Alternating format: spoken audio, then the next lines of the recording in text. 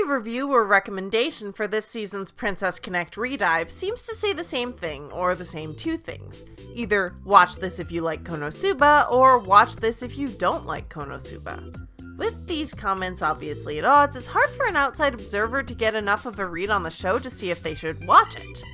Yes, this is a goofy RPG world comedy about a guy who's sent by a goddess and ends up in a guild with a bunch of cute girls. And that concept might have some of you walking away while others are adding it to their list. It definitely has similarities with Konosuba, among them the same director, albeit with less fan service, though that isn't to say none at all, because look. But the thing that stands out is its major difference from Konosuba, and that's the main theme of the show. Princess Connect is about, well, connection. The story from the beginning revolves around the bonds between people. Our hero, Yuki, is an old friend of the goddess Ameth, who laments losing her connection to him along with his memory, and by the end of the first episode, we've heard that he's there not just to fight monsters, but also to forge bonds with and between the people he meets. The power of the Princess Knight is a buff skill that makes everybody else stronger, and while Yuki's amnesia is bad enough that he can barely talk, loses to level 1 monsters, and thinks gold is something you eat, he's useful because he can help other people and wants to make them happy. Connections are what move the rest of the characters along too, even before they join up with the party. Pecorine and Kokoro both use heirloom weapons from their families, and their reason for showing up in the first place is because of their families. Carol, the tsundere assassin, is trying and failing from the first moment we see her to convince herself that she doesn't want friends. Shiori and Hatsune are close sisters who need to work out their differences and Shiori's lingering guilt about needing Hatsune to protect her.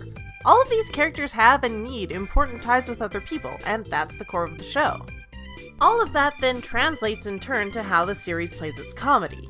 This is not a mean-spirited suffering comedy about a bunch of stupid jerks, but a happier one about a bunch of stupid nice people.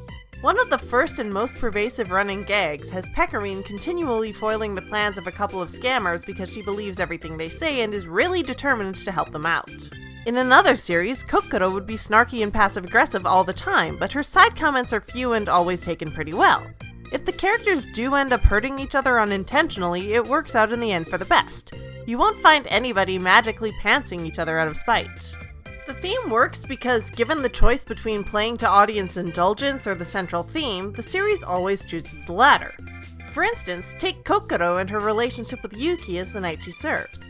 The main character having a devoted, obedient servant has been done a lot lately, but Kokoro is a page. A servant doing her actual job that she wants to do for its own sake.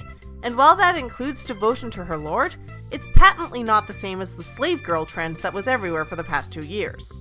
Going back to Carol's tsundere antics and gradual alignment shift, it's not falling for Yuki that keeps bringing her back.